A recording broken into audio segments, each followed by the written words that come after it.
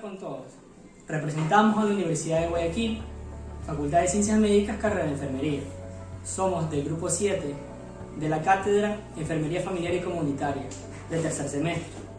Los integrantes del grupo son Nayeli Chasi, Gabriel Espinosa, Jonan Sánchez, Keila Gonzabay, Michelle Reyes, Rosa Pérez, Paula Chong, Melanie Castillo, Eulalia Jiménez y quienes habla Winston Cuello.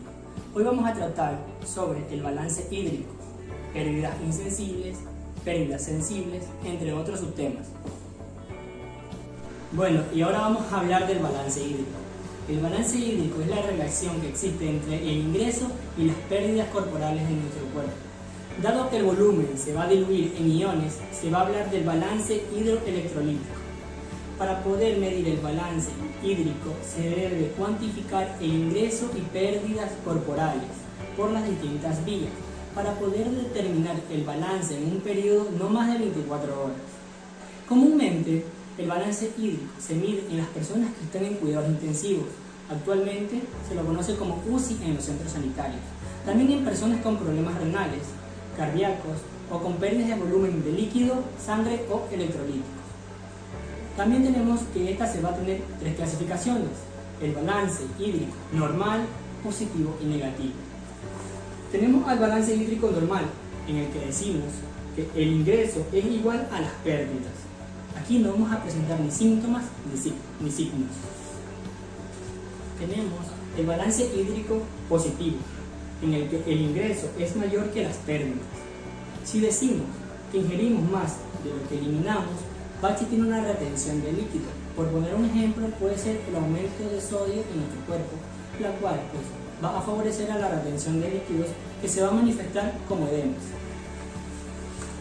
Por otro lado tenemos al balance hídrico negativo, la cual decimos que el ingreso es menor que las pérdidas. Este se va a manifestar por una deshidratación en la persona o en el paciente. En este caso, podemos concluir que el objetivo del balance hídrico es determinar si una persona se encuentra en un estado de deshidratación o no. Muchas gracias. A continuación veremos el tiempo en el cual se cuantifica el balance hídrico, el cual puede presentarse de dos maneras. De manera parcial, cuando se contabilizan los ingresos y egresos en un intervalo de 6 horas. De manera total, cuando se contabilizan estas pérdidas y estos ingresos en un periodo de 24 horas. Las pérdidas pueden clasificarse en sensibles e insensibles. Las pérdidas sensibles son aquellas que se pueden cuantificar, por ejemplo, la diuresis y aquellas pérdidas gastrointestinales como la diarrea y el vómito. Mientras que las pérdidas insensibles son aquellas que no se pueden cuantificar, por ejemplo, las pérdidas pulmonares y cutáneas. Gracias. Buenas tardes, licenciada Mariela Bedoya. Mi nombre es Michelle Reyes y a continuación les voy a hablar sobre las causas de pérdidas insensibles. Estas pueden ser de dos tipos, cutáneas y pulmonares. En las cutáneas vamos a encontrar que estas se van a dar por el aumento de presencia de la elevación de la temperatura corporal o también por las ambientales. En las pulmonares tenemos que estas se van a dar por el aumento de un ambiente caluroso y seco y también en la hiperventilación, es decir, en pacientes con hipotiroidismo. Pérdidas son basales, es decir, van a permanecer siempre presentes y suponen entre los 700 a 1000 mililitros de agua al día, alrededor del 35% de pérdidas diarias. Pero normalmente estas se ven aumentadas por múltiples factores, algunos cuantificables que debemos tener en cuenta al momento de calcular las pérdidas insensibles. Entre los factores tenemos la temperatura corporal, febrícula mayor a 37.5 grados centígrados, fiebre mayor a 38 grados centígrados. Tenemos la taquimia, que es la frecuencia respiratoria mayor a 20 respiraciones por minuto.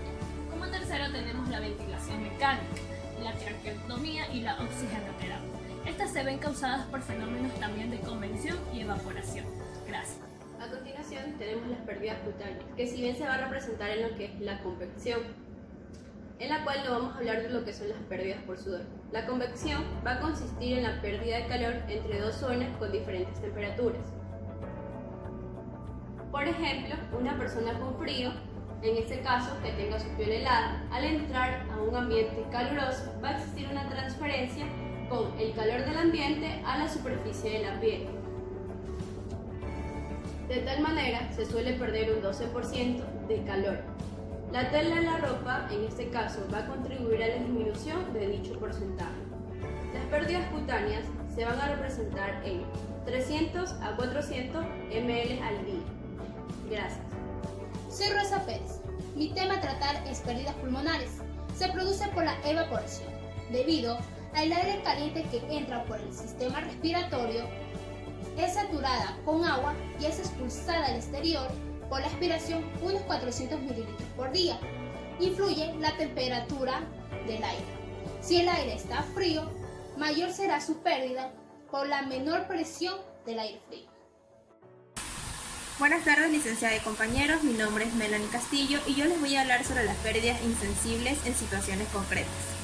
Es el caso de la taquipnia, sudoración o pacientes intubados. La presencia de estas situaciones incrementa las pérdidas insensibles basales. El cálculo de las pérdidas insensibles basales, cutáneas y pulmonares se realiza mediante la fórmula de 0.5 ml kg u horas de balance. Es decir, tenemos dos tipos de pérdidas insensibles, las cutáneas por convección y las pulmonares por evaporación. Cada una de ellas puede llegar a representar hasta 400 ml de líquidos en un día.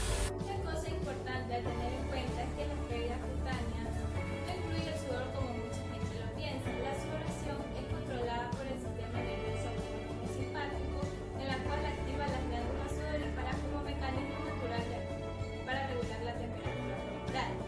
Estas pueden ser sensibles o insensibles porque pueden ser perceptibles o no, pero lo que está claro es que no se puede cuantificar de manera exacta. A continuación tenemos algunas fórmulas para su cálculo.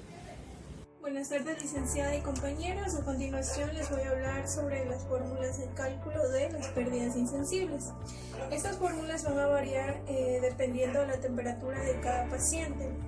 Estas de aquí, 0.5, 0.6, 0.7 y 1 van a ser las constantes para las fórmulas de cálculo. Cuando su temperatura es menor a 37 grados centígrados, la fórmula que se va a emplear será de peso por 0.5 por horas, que esta de aquí vendría a ser su constante. Cuando la temperatura es de 37 grados centígrados a 38 grados centígrados, su fórmula será peso por 0.6 por horas.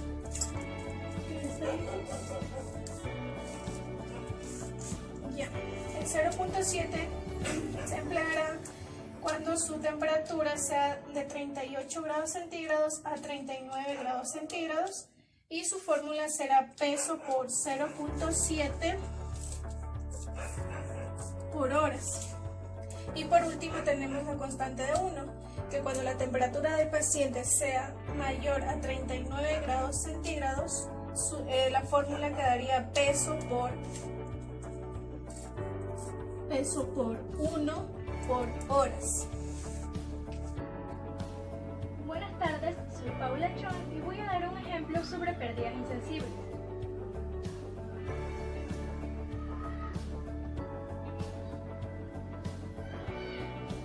Vamos a ver que un paciente que pesa 70 kilogramos pasa 24 horas sin fiebre.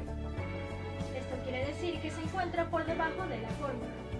Por lo tanto, vamos a utilizar la incógnita 0,5. Recordemos que la fórmula es peso por incógnita por hora.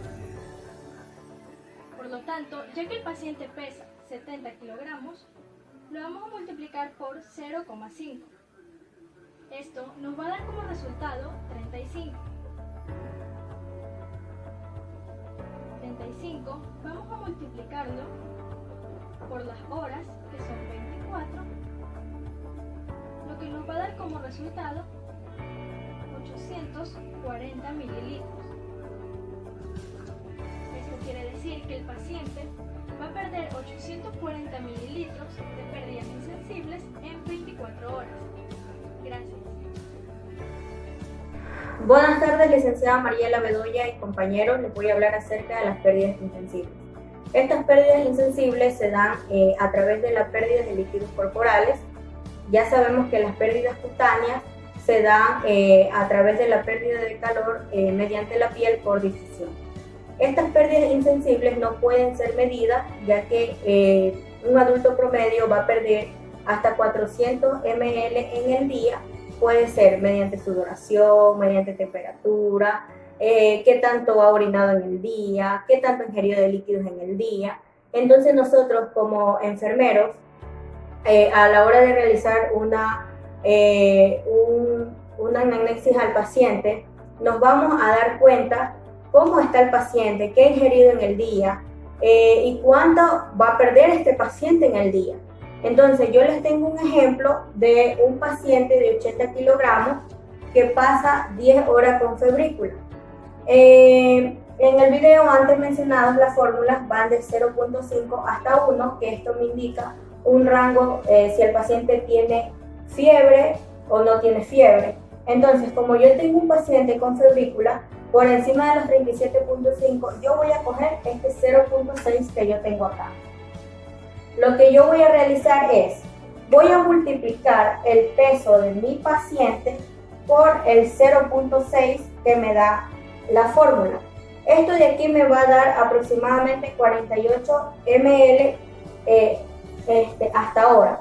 Entonces, yo lo que voy a hacer es a tomar los 48 ml que me dio del resultado que está acá por la multiplicación durante las 10 horas que este paciente pasa con fiebre. Entonces, como voy a multiplicar 48 por 10, me va a dar un aproximado de 480 ml que el paciente va a perder durante las 10 horas.